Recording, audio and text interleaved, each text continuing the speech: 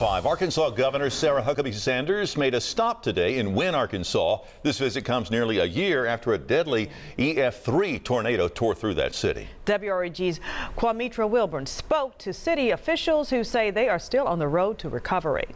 1, 2, 3. The capital of Arkansas has now been moved to the city of Wynne just for the day. This honor comes nearly 1 year after devastation struck the area. There's been a very hard year for this community, but also a lot of silver linings and a lot of things that we can be really proud of. This upcoming weekend marks 1 year since a deadly tornado struck the city, taking 4 lives away with it and leaving behind a trail of destruction. Michelle McGill says her family just finished rebuilding their home 2 weeks ago, but her neighbors weren't so fortunate. We see 22 houses in our vicinity that are just totally to the ground, gone. Empty lots and abandoned homes and businesses are left as reminders of that fateful day. Mayor Jennifer Hobbs says while there has been progress, there is still much work to be done. We get one opportunity to rebuild Wynne, and we want to bring it back better than it was prior to the tornado,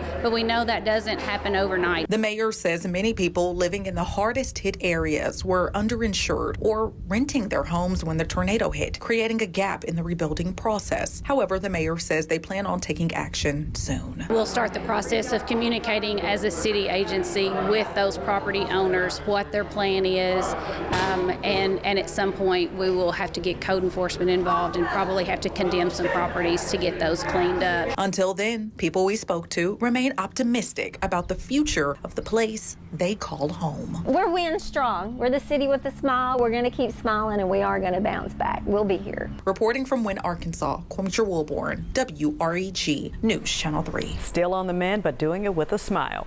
Well, during Governor Sanders' visit, she also presented the Wynne School District with a $111,000 grant.